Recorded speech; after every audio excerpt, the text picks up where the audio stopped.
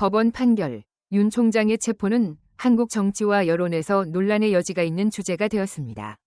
최근 사건에서 법원은 체포의 합법성을 확인하는 판결을 내려 이 조치를 둘러싼 많은 논란을 해소했습니다. 그러나 법적 구제 수단의 정의와 적용에 관한 문제는 여전히 논란의 여지가 있다. 당사자들은 이를 변호하며 금지령은 의회나 지방 차원에서의 모든 정치 활동을 중단시키려는 것이 아니라 반역으로 간주되는 행위만을 겨냥한 것이라고 말했습니다. 법원은 또한 국가 비상사태에서 명령의 주된 목적은 국가 안보와 안정을 위협하는 행위를 방지하는 것이라고 확인했습니다. 그러나 가장 큰 의문은 금지령이 어떤 구체적인 반역 행위를 예방하기 위한 것인가입니다. 변호인들은 이 명령이 합법적인 정치 활동을 제한하려는 것이 아니라 비상 상황에서의 보호 조치라고 주장했다. 그러나 반역 행위에 대한 세부 사항은 여전히 불확실하며 후속 재판을 통해 추가 정보가 필요합니다. 이 사건의 또 다른 주요 쟁점은 의회 활동을 감시하기 위해 군대와 경찰을 배치하는 것이었습니다. 관련 당사자들은 병력이 배치되었다는 사실을 인정했지만 이 조치의 목적은 의회의 기능을 마비시키는 것이 아니라 그들이 불순종적인 행위라고 부르는 것을 예방하는 것이라고 주장했습니다. 국가적 방해 행위입니다. 제출된 문서에서 피고인들은 군대의 사용은 의회 내 일부 야당 세력의 반역적 행위에 대한 메시지를 전달하기 위한 것이라고 주장했습니다. 하지만 이러한 병력 배치와 선전 목표 사이의 구체적인 연관성은 여전히 불분명하다.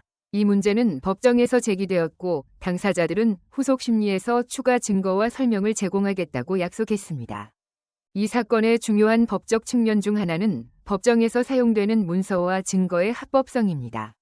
법원은 의회 회의록과 관련 문서를 검토하여 정확성과 적법 절차 기준을 충족했다고 확인했습니다.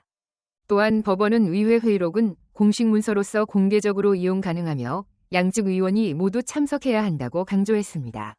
이러한 의사록은 국회 비서관이 초안을 작성할 뿐만 아니라 국회 원내 지도부의 인증을 받아 투명성과 내용의 정확성이 보장됩니다. 따라서 이러한 문서는 합법적인 것으로 인정되며 어떠한 법률 조항도 위반하지 않습니다. 법원은 피고가 제출한 서류 및 증거의 은폐 요청을 기각하고 해당 서류를 수집하고 활용하는 과정에서 적법한 위반이 없다고 판단했습니다. 동시에 법원은 후속 재판에서 당사자는 필요하다고 판단될 경우 증거 열람 및 조사 요청을 할 권리가 있다고 강조했다. 법원의 판결은 즉시 엇갈린 반응을 불러일으켰습니다. 이 판결을 지지하는 사람들은 이를 한국 법률 제도의 투명성과 성실성을 입증한 것으로 본다. 그러나 야당은 이러한 조치의 합법성을 인정하는 것은 위험한 선례를 만들어 미래의 권력 남용의 길을 열 것이라고 주장합니다. 이 사건의 가장 큰 쟁점 중 하나는 반역의 정의와 그것이 법적 맥락에서 어떻게 적용되는가입니다. 변호 측은 반역 행위에는 국가 안보를 훼손하거나 정부 기능을 마비시키려는 시도가 포함된다고 주장한다. 그러나 야당과 여론은 이 개념이 반대 의견을 억누르기 위해 자의적으로 사용되고 있는 것은 아닌지 의문을 제기했습니다.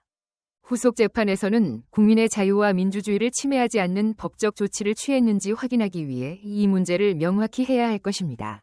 이 판결은 법적인 사건일 뿐만 아니라 정치적, 사회적으로 큰 의미를 갖습니다. 정치적으로는 윤 총장의 입지가 약화될 수 있고 국회 이해 관계자들에게 압력을 가할 수도 있다. 반면 이번 결정은 앞으로 야당이 정치개혁을 추진하는 도구로 사용될 수도 있다.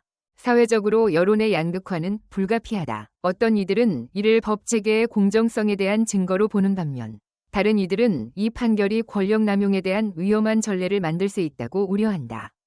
윤 총장과 관련된 사건은 정치와 법의 교차점을 보여주는 전형적인 사례입니다. 법원의 판결은 체포의 적법성에 대한 분쟁을 해결할 뿐만 아니라 복잡한 정치적 맥락에서 법이 어떻게 적용되어야 하는지에 대한 큰 의문을 제기합니다.